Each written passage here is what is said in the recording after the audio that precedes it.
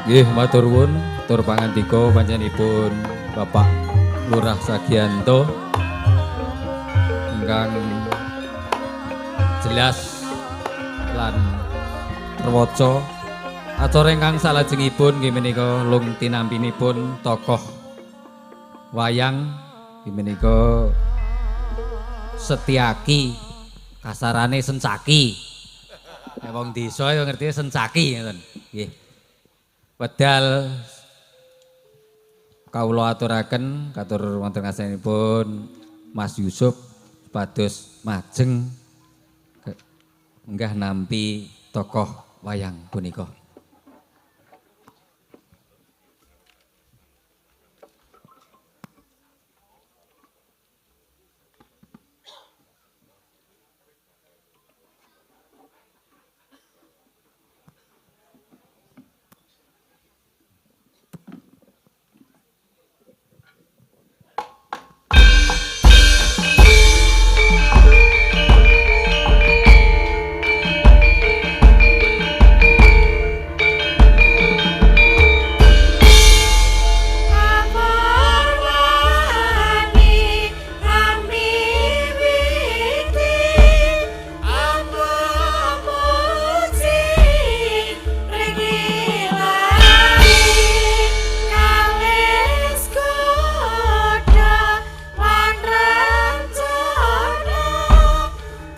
Nggih, mbok bilih mekaten acara lung tinampining tokoh wayang menika Sencaki. Mbok bilih mekaten rut dening adicara, mbok bilih anggen kawula ngaturaken karo dening adicara kirang ngresepaken dumateng para lenggah sedaya. Kawula nyuwun pangapunten ingkang saageng-agengipun. Merdeka! Merdeka! Merdeka! Merdeka! Merdeka! Nggih. Bab bedal punika tesih wulan Agustus. Sing merdeka ora-gur wong kota ning wong desa bareng men melu merdeka. Bupili mekaten saking kula kirang langkungipun nyuwun pamunten akhirul kalam. Wassalamualaikum warahmatullahi wabarakatuh. Dal kula aturaken wonten ngasanipun Mas Masda Yusuf Ansor.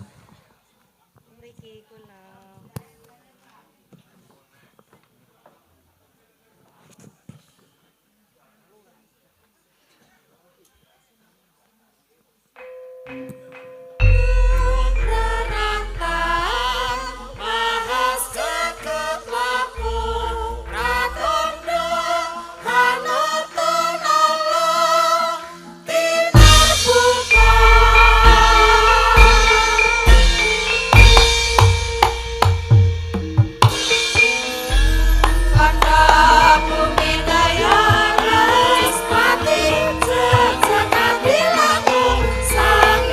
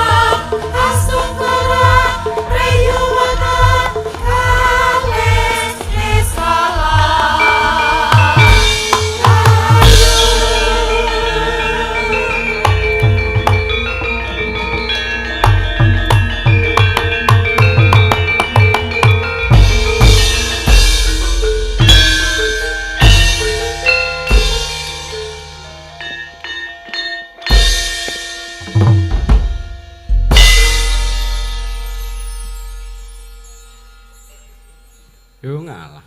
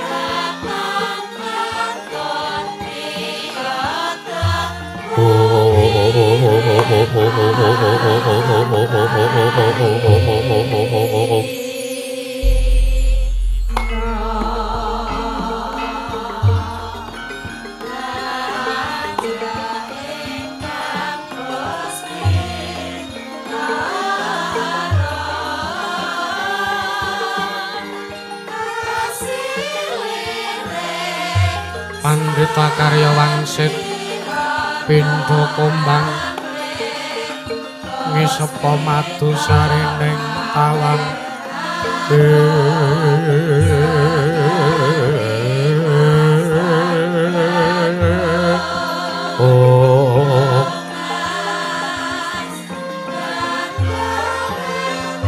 susangin ngendikane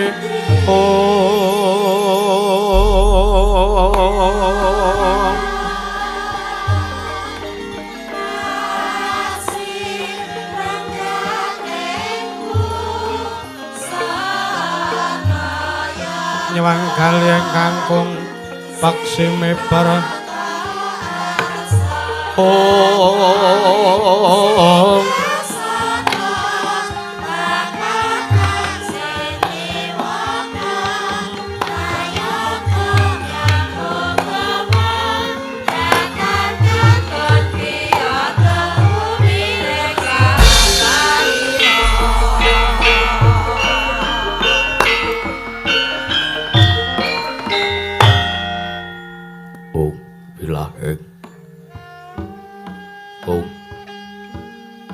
awit namastu Purama Sidam. Om awit namastu Purama Sidam silat mring Hyang Jagat Karana. Sirang tondo kawisisanding bisana.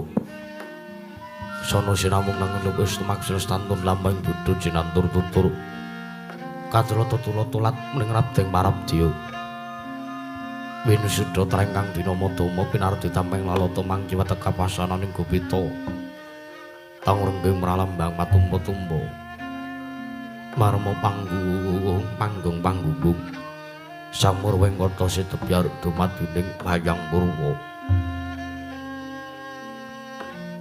Purwakaning kandha nuting basa dongeng gunung Musurasa.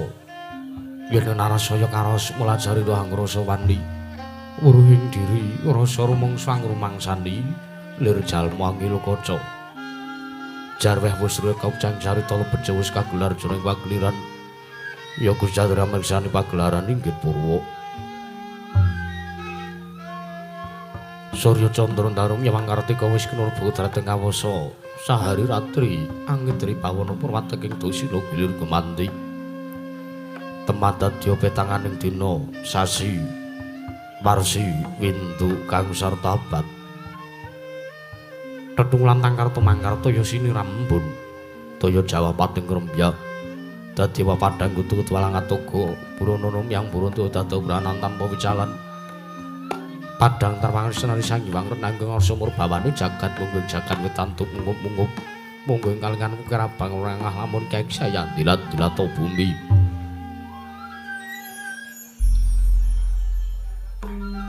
Saya tangu sumrau Sang Hyang Araka katon semblak kanan kena abang esmu jenar kapur bawan senari Sang Hyang Basanta tanem tu katon ijo royo-royo amangku gunung kang biru moyo-moyo.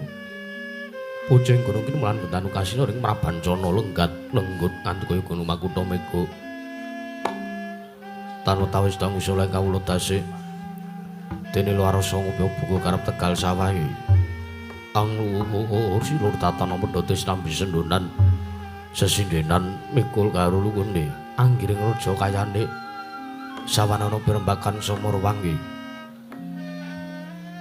Sang Hyang Arka saya tangu saya inggil wis katon meluk sinari jagat durung gegeblap papan lor kidule tan kulon.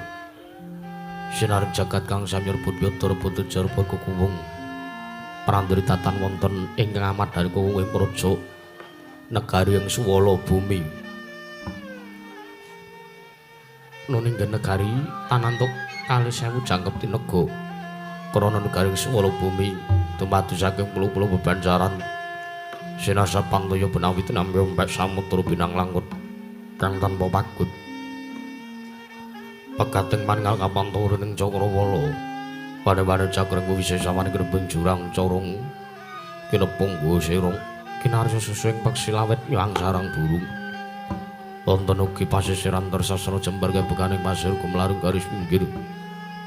Tanem tuwuh angrembuyung royo-royo karang kitri.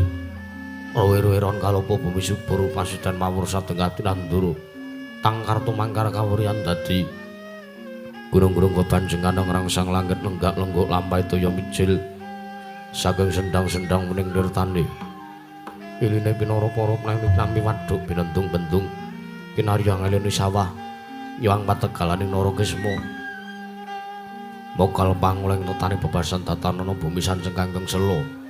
Sedaya tinandurang kang murakabi pandya Bathari Sri anggelar pasabinan Yaya Rukmi Sari kang pinangka Pratiwi. Pategalan gopol wijeng kang ngrebuyu godhongane ambek kowe nganti kaya manglung-manglun pitandhe. Polo kependhem, polo kesimpar, polo kumantung sadotan kucewa jinawi tukulan kang mawe kesarasaning diri. Ingon-ingon raja kaya tewen sansaya ngrembaka lampun siang samulang gelaring mangkunan lamun wanci sarap surya. Samyong mulih marang kandange dewi-dewi. Datanana carane kandhang brancing palang lapet tepi saking tinta durjana juti samya sayek seka kapti. Akare luring nusa bangsa tuwin negari ing suwala bumi.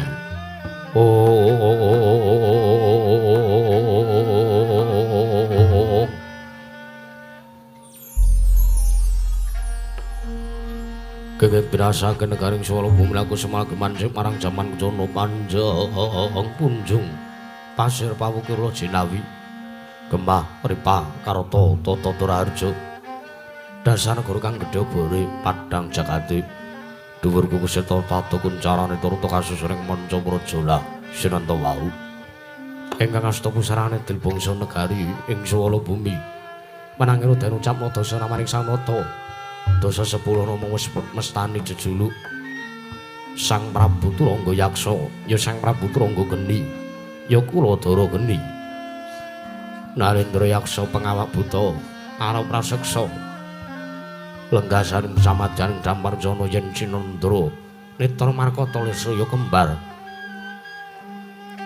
tutuh ngenya menga yayaling ing Agutaka siung nyokang mawingis-wingis dawane sak konjur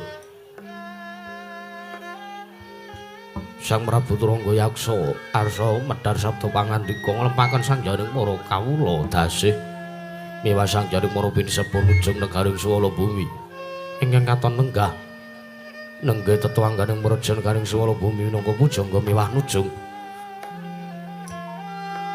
Pandhita Apas Raseksa anenggih Sang Tapa Begawan Guru Yaksa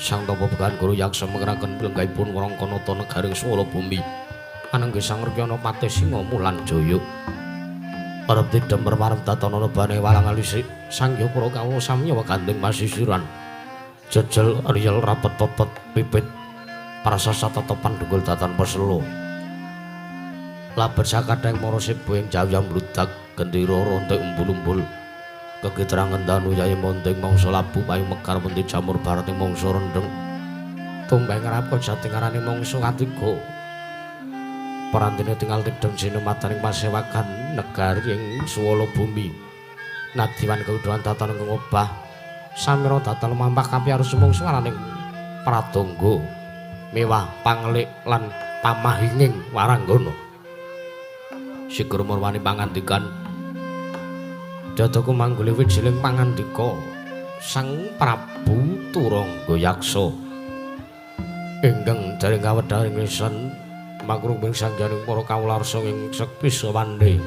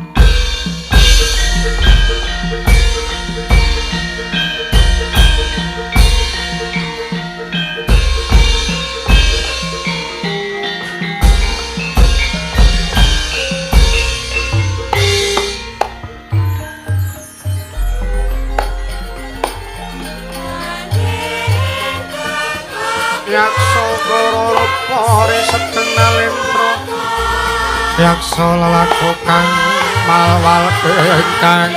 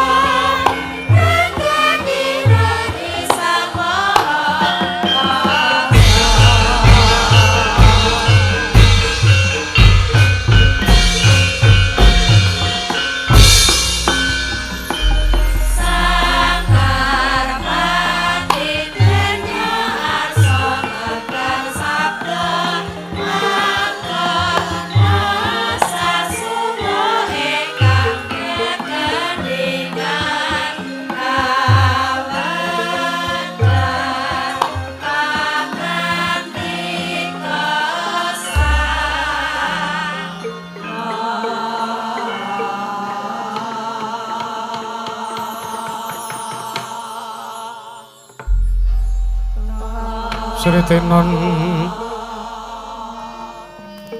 neng pasewakan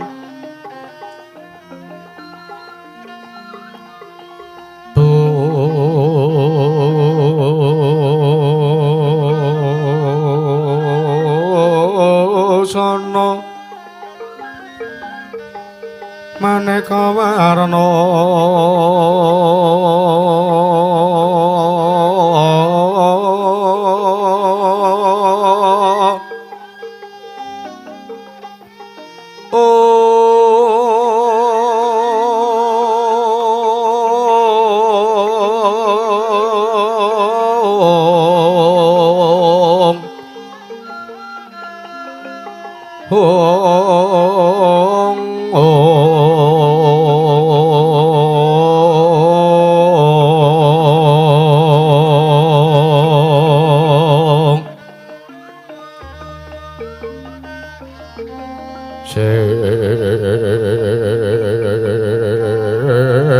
sepak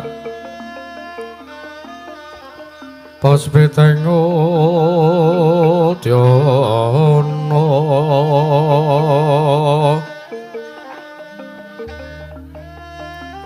yang manjrah Sarawarokmo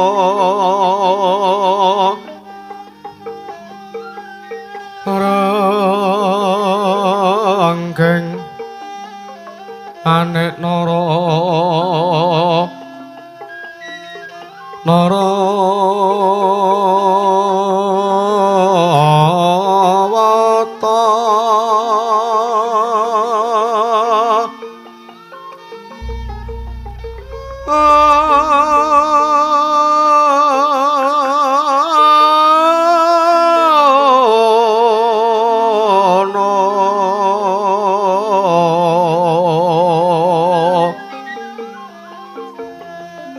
Obro prabanyo kang sumirat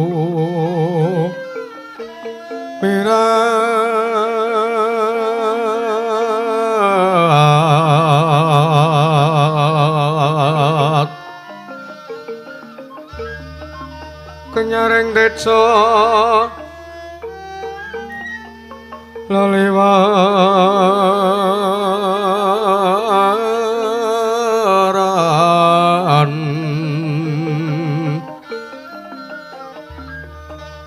larki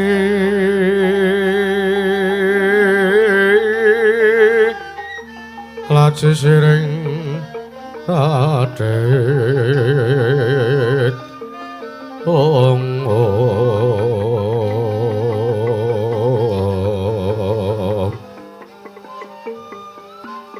wimbo kekondo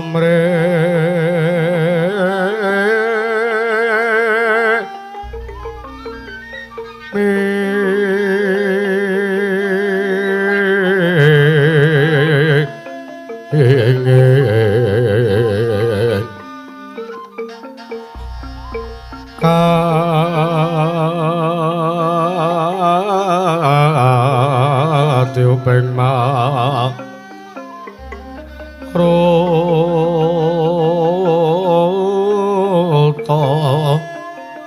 mandong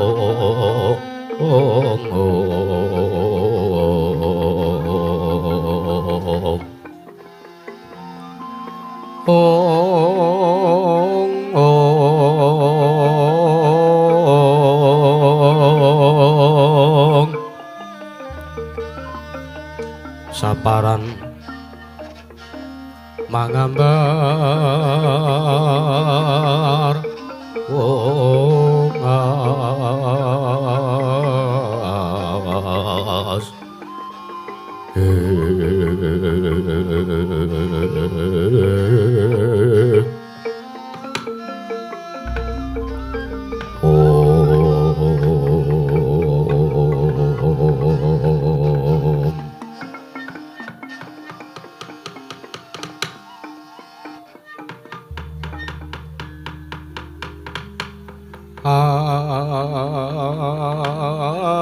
amun sira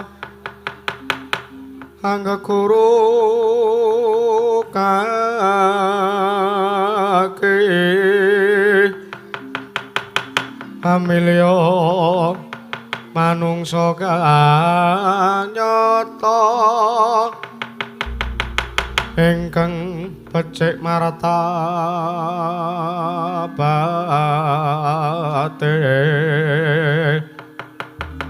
sarta kawruh mring hukum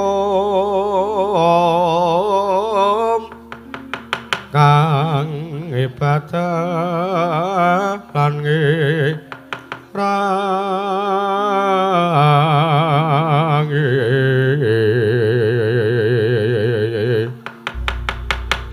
syukur oleh wong apa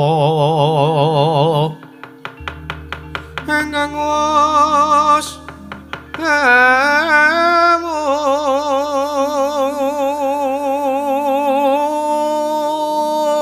mungkul tan mikir pawehing liyan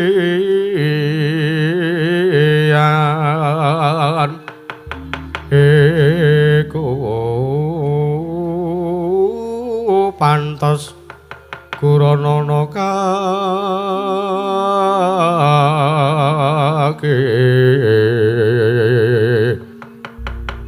sartane kawruhana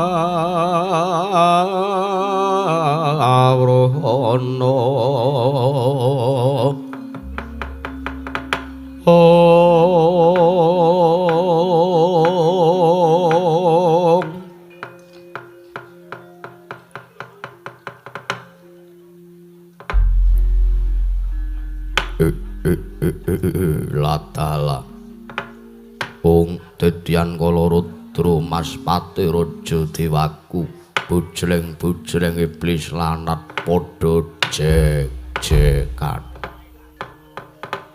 ora mengkata dhisik Pati Singa Mulang Jaya ayo ndadekake kaget sira ingsun biji ana ngarsaning manira pekendira Pati Singa Mulang Jaya Pati Baunuk-nunuk ninggi Dewaji sesembahan kula pengayoman kula wonten ing Madyapada prapting delahan Dewaji Gusti kula sinuwun Prabu Turangga Yaksa sinuwun Prabu Turangga Geni paduka miji dhumateng wiswanipun ingkang abdi kepatihan pun Singa Mulang Jaya sinuwun kepareng kula cumadung dawuh timbalan paduka ing jawi sanget watosing manah pindharon salomba pinanjering alun-alun kumitra caruk maras nanging sareng kula sampun sowan wonten ngarsa paduka ngadhep ngersaning sinuwun Prabu Turangga Yaksa manahipun ingkang abdi kepatihan tebih saking raos kemarasan sinuwun baunuk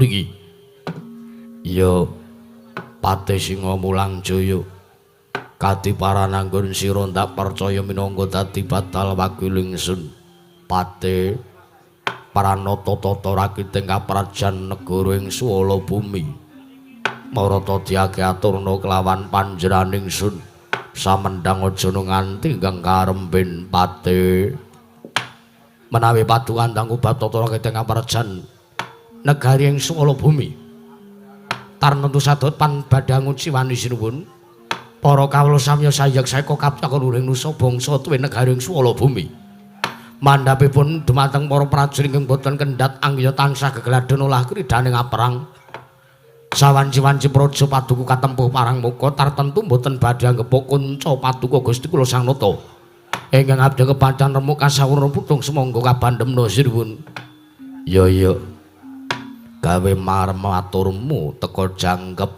ana ngarsane panjenenganing ingsun Pati marmane tumindak kang utama tindakna selawase urip Pati Singa Mulang Jaya mriki sampun paduka dawuhaken tartentu kula boten badhe suwala sinuwun nanging dalang sasampunipun kepareng ingkang abdi kepatihan pun Pati Singa Mulang Jaya ngaturaken sembah sungkem pangabekti kula kunjuk sandhap pepodo paduka Gusti kula Sang Nata sinuwun Prabu Turangga Yaksa sinuwun Prabu Turangga Geni ya sira atur bekti kelawan panjenenganing sun ora liwat pangestuning sun wae tampanana Pati baunuk-unuk niki sampun sanget anggen kawula pundi mugi dadosna jimat paripendhaing kasantosan lair lan gesangipun ingkang abdi pun Singa Mulang Jaya sinuwun padha tatanan barisaning para wadyabala kang padha gandung sebo aja nanganding kang padha saur manuk jeneng ingsun nedya mbabarake wigatining pasewakan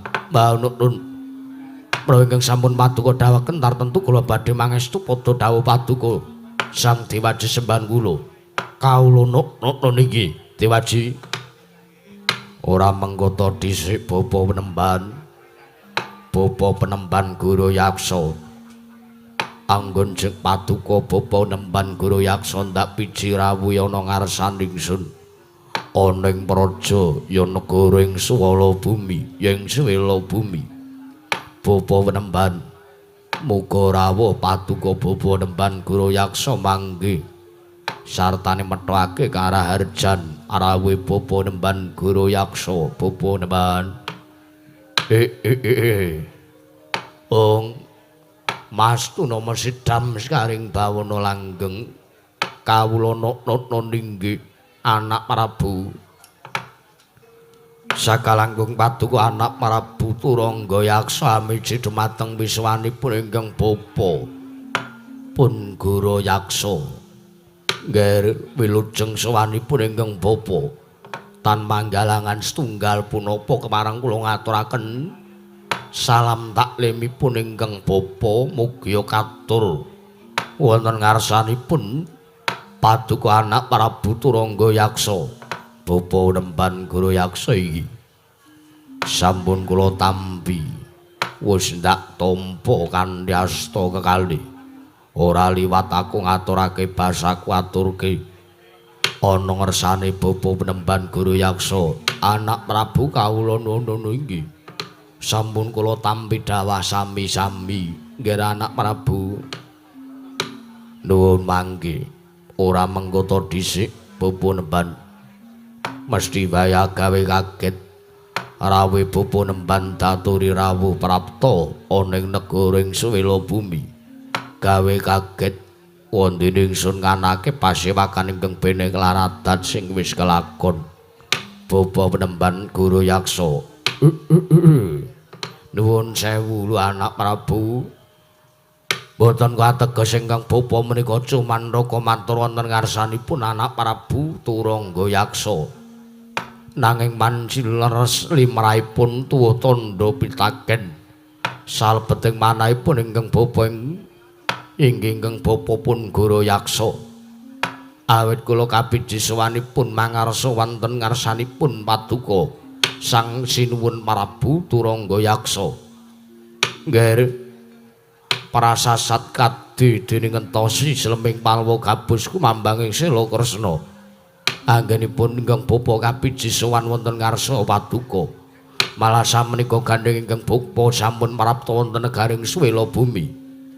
Kapareng ingkang bapa cumadung dawuh nungsung pawarta menggah wigatosipun menapa wondene dinten sakmenika Paduka anak Prabu Turangga Yaksa ngawontenaken pasewakan ingkang bene lan adat ingkang sampun nggir anak Prabu Turangga Yaksa.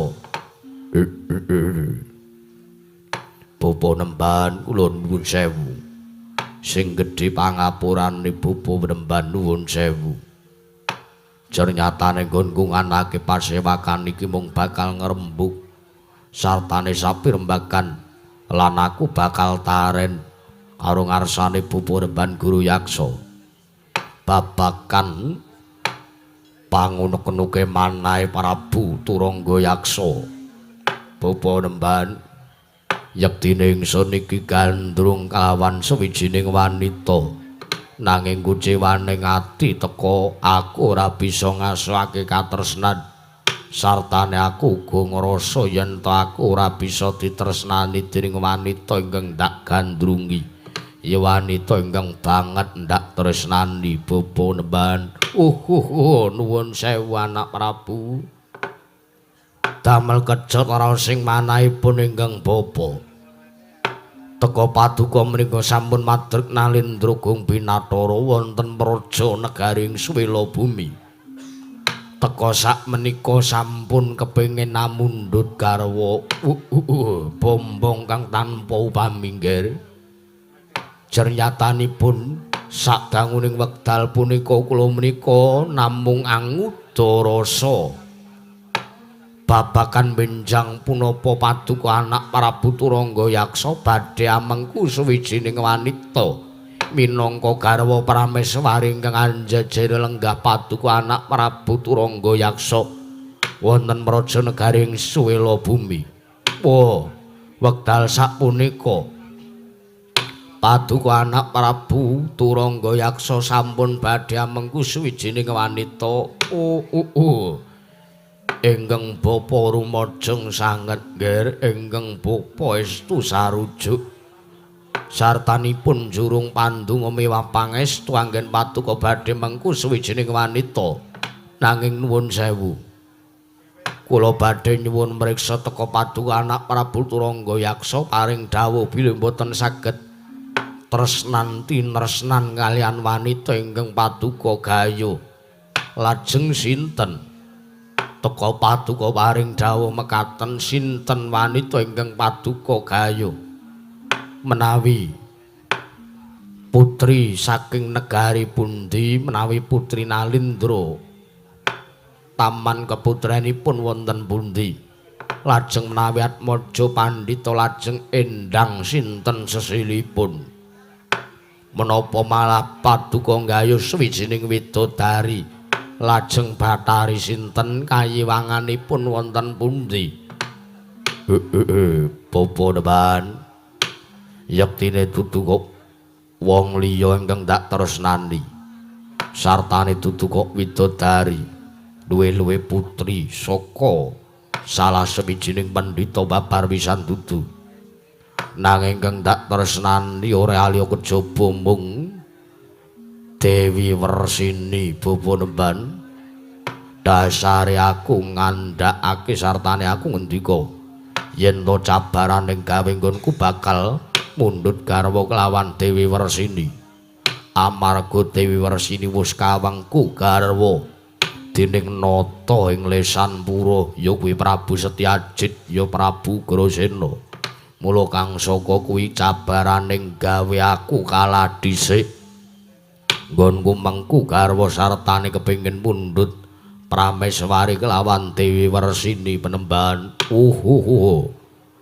kamangka wis lair lan batin wis sebaya mukti sebaya mati nggonku nglakoni katresnan kelawan Dewi Wersini walau sawetara wektu ora kepanggih kelawan Dewi Wersini malah saiki wis aramban-ramban katresnan malah wis kelakon mangun bali wisma diwengku garwa dening Nalindra ing Lesanpura dening Prabu Setyajit Bapa Nemban aku njaluk iku pamrayogamu kepiye carane wae Mbuh Karti sampe kasrana apa wae aku kudu sumandhing kelawan Yayi Dewi Wersini merga wis ndantepi prasetyaning atiku yen to aku nganti ora kelakon nyandhing Dewi Wersini luwung aku ora nyumurupi gelaring jagat eseming rembulan endahe lintang beberban Siang Pantara Ratri amung cipta kula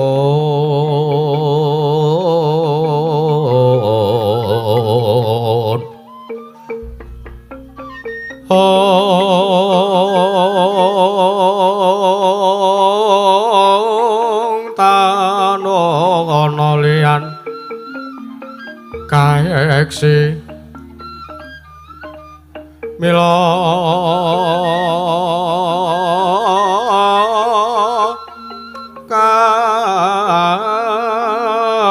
katur kang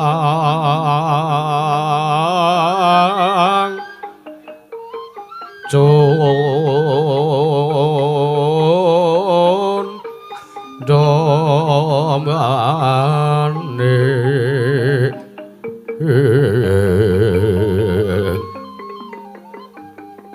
prasasat ragang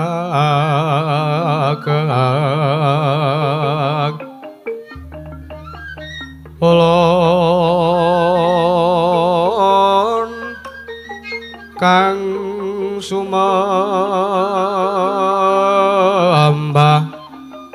ong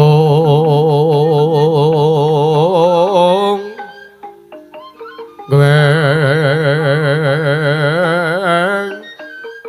Pratanta Prabu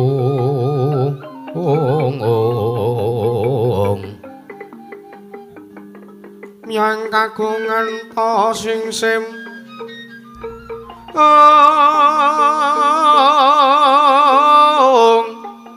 sasat sampun prapti katana asta pukulun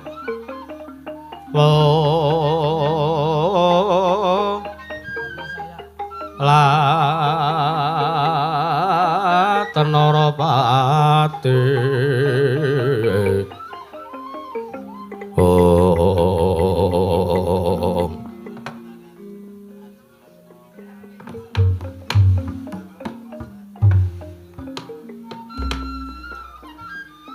Rama dewaning sun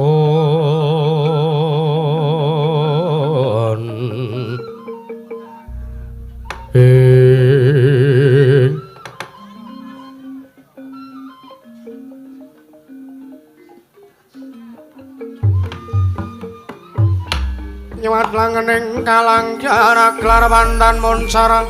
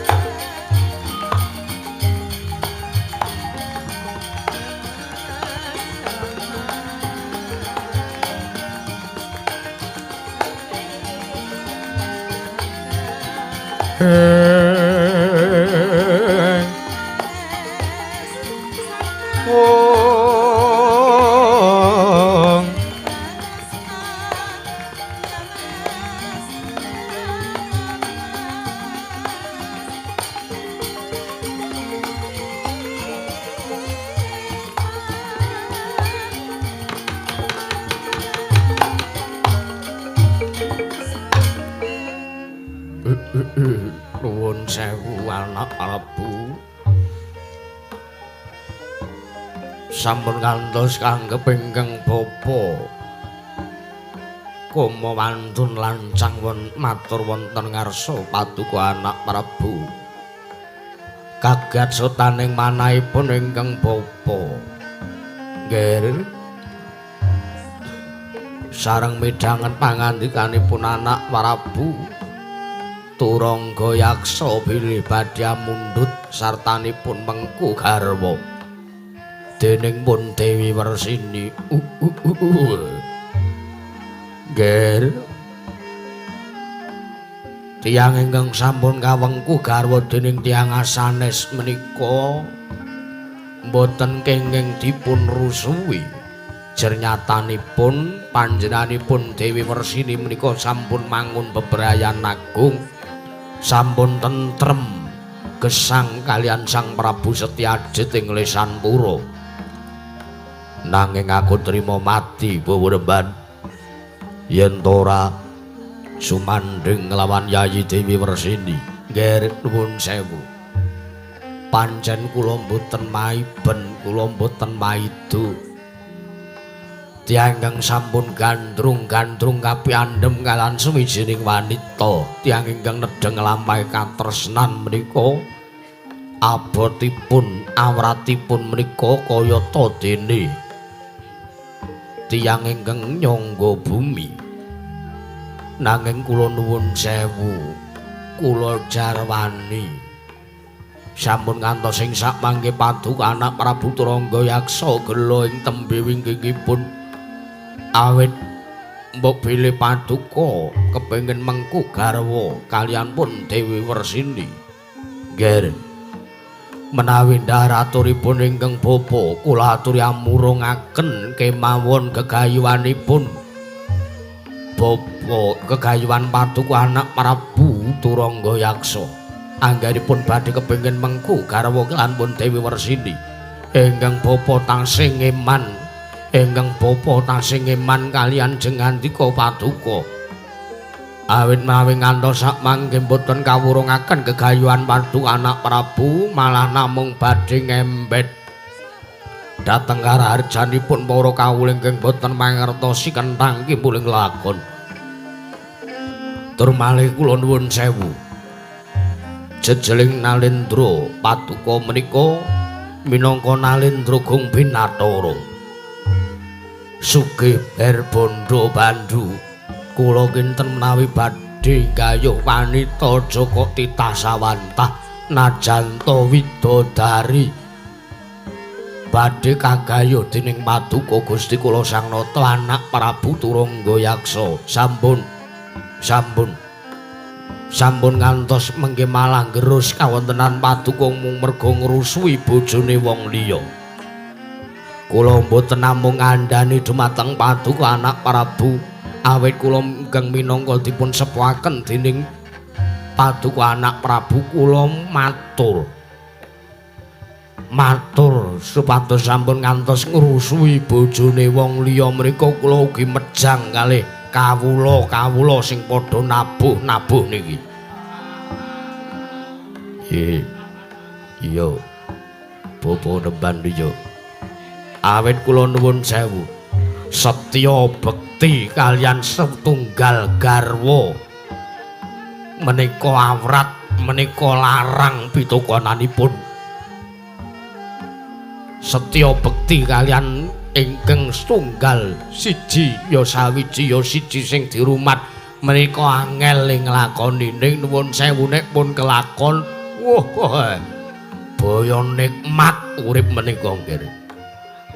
Pramila kula aturi murungaken kemawon. Sok au denggolmu melocot. Geleman ya. Pramila kula aturin murungaken kemawon gegayuhan paduka anak Prabu Turangga Yaksa. Sampun ngantos sing mangke getun tembe wingkingipun. Perban wonten timbalan. Ora bakal ndak urungake taunana windanana. Senajan to kepiye wae kanane Prabu Turangga Yaksa. Aku bakal ngudi sartane Ambudidaya kepiye carane nggonku bisa mengku garwa dening Dewi Warsini Patih sing mulang jaya. Wonten timbalan sinuwun. Para togake maju aku arep njaluk taren karo kowe babagan pawarta binatamba bakul sinambi wara sing wis tak tampa pati.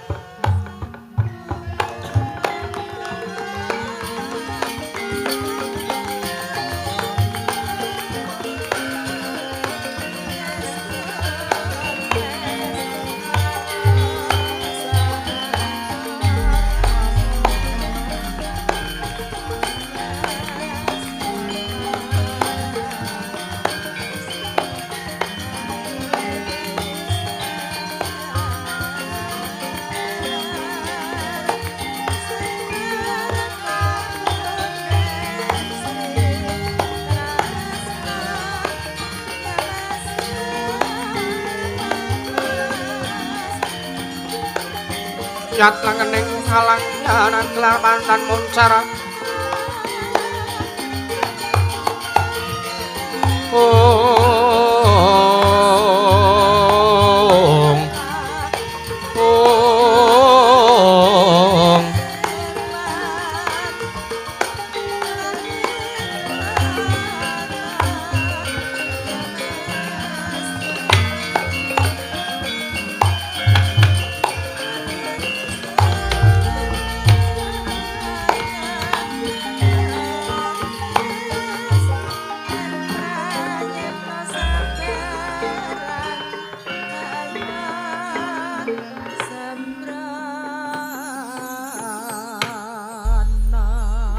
arum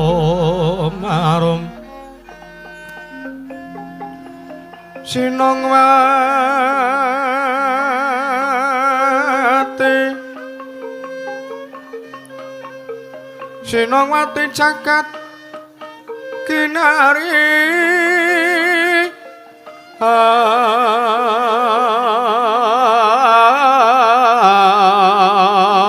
among mbak lumembak ombak ing samudra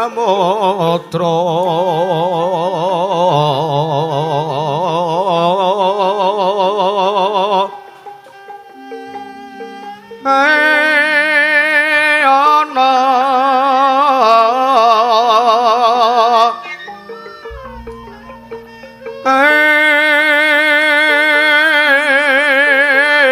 ana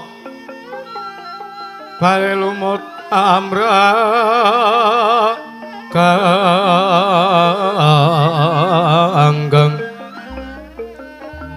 awita dedenceng-dencengan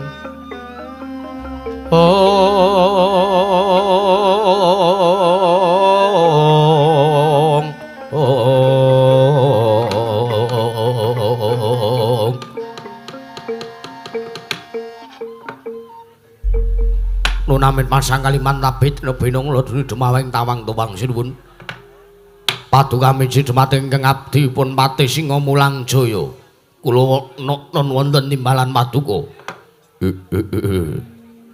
Patih Singa Mulang Jaya anane aku nimbali kelawan sowan mundak piji supayane kowe maju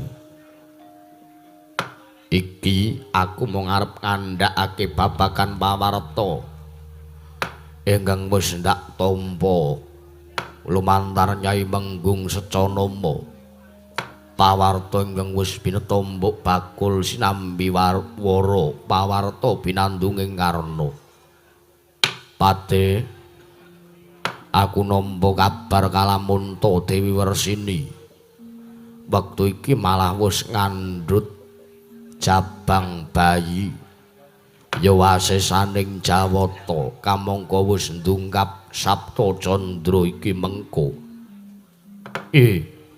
aku nampa pawarta yen to Dewi Wersini bakal laku siram jamas ya nindakake upacara siram jamas nanging miturut kabar sing tak tampa nggone Dewi Wersini gelem nindakake siram jamas kalamunta dheweke dipinangkane ingkang dadi rubane Patih nuwun sewu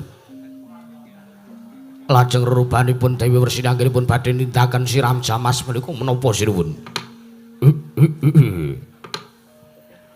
Dewi Wersini njaluk panggil ruba dheweke gelem nindakake siram jamas watanta Dewi Wersini lungguh ana ing gigiring Saldula Seta ingkang bangkit tata jalma mula gandeng wis nantepi kepiye saranane aku utusan karo kowe kepiye caramu lemu arep ngreka daya supayane Dewi Wersini iso kelakon ndak wengku iso mbok boyong ing Prajanegara Swala Bumi Patih Singa Mulang Jaya kagiat risang kapirango rinanggul kinembet ka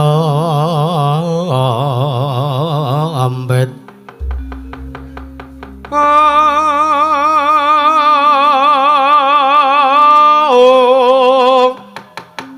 dosang retnaning bawana ya kitu kang walangati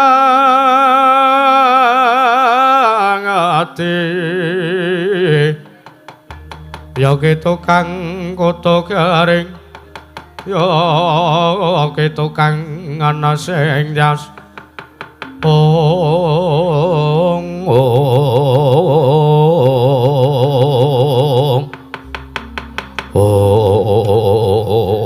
Jagat pangesungkur wayapur jagat sinuwun nuwun sewu sejatosipun pawarta menika ugi sampun ingkang abdi pun Singa Mulang Jaya tambi awit kula menika ugi sampun menggalih babagan kados pundi anggenipun badhe minangkan ingkang dados rubanipun Dewi Wersini banjur kepiye saranamu nggonmu bakal mboyong Dewi Wersini kula aturi mas paosaken dumateng kridhanipun ingkang abdi kepatihan lan ana kula nyuwun wekdal sawetawis kula badhe laku tapa brata meminta wonten ngersanipun para Jawata kowe njaluk wektu kowe arep talabrata sinuwun boten ketang tigang kedheping paningal kula aturi mas paosaken dayanipun ingkang abdi kepatihan ndasu manggake wate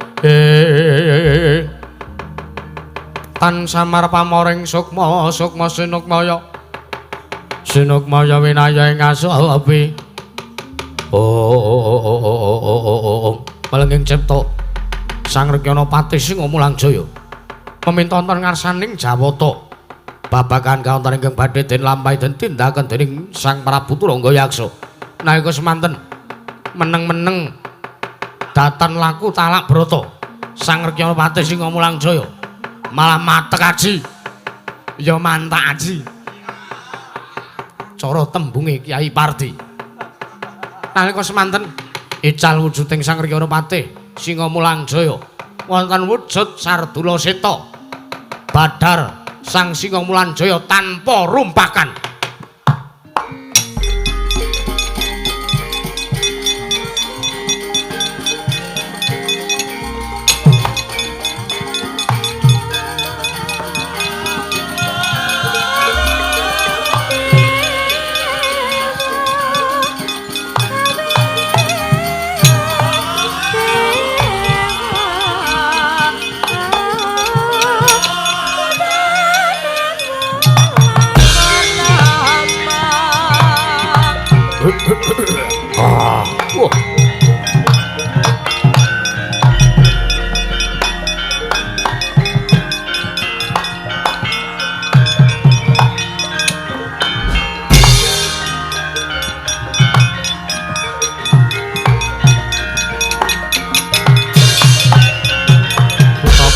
Tata Gadewe saya Indriyaksa Sara Maruta Pawana Bana Maragana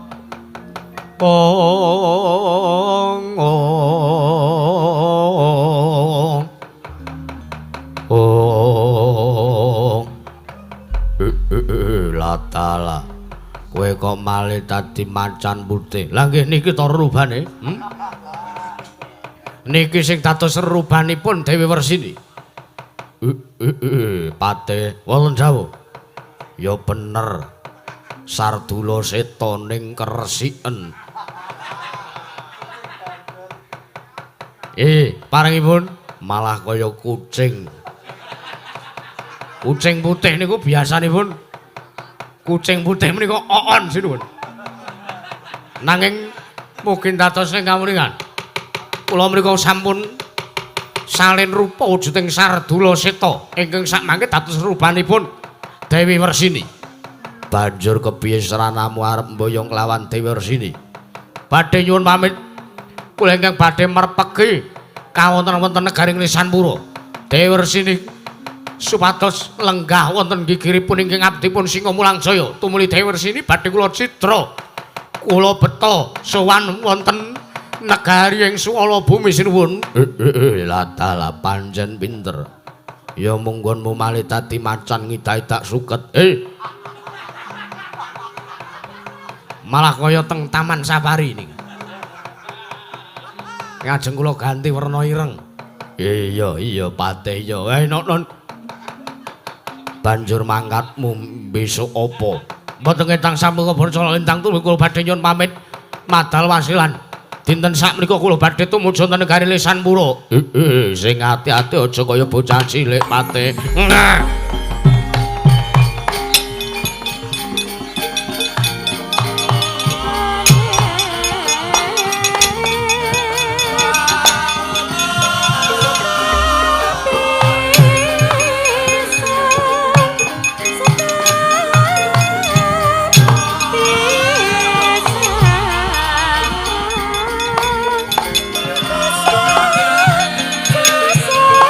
Cinta